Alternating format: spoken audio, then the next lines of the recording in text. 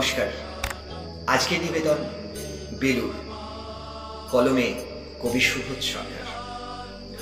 আমি একটা কোনায় দাঁড়িয়ে দেখছিলাম দুটো ছেলে গেরুয়া বসন পরে মন্দিরের সিঁড়ি মুছছিল।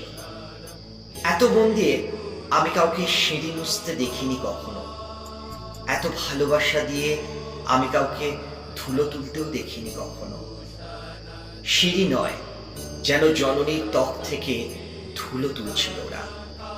এভাবে কেউ সিঁড়ি থেকে ধুলো মুছতে পারে এ আমি কোথাও দেখিনি।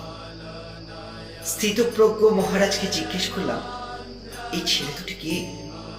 মহারাজ মৃদু হেসে বললেন, একজন নিউক্লিয়ার ফিজিসিস্ট আর একজন IBM এর 6 লাখ টাকার চাকরি ছেড়ে এখানে এসেছে।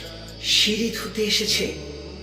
যে সিঁড়ি দিয়ে মানুষ ওপরে ওঠে তা যেন পরিষ্কার হয়।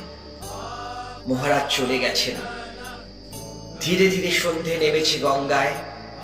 আমার ভেতরেও নামছে সন্ধ্যা। সারা পৃথিবীতে যে এত সিঁড়ি, সিঁড়িতে সিঁড়িতে এত দাগ, এত ক্রোধ, এত অপমান। আরতি শুরুর আগে মনে হলো, যে সিঁড়ি মুছতে পারে না সে বোধহয় কোনোদিন মানুষের চোখের জলও মুছতে পারবে না।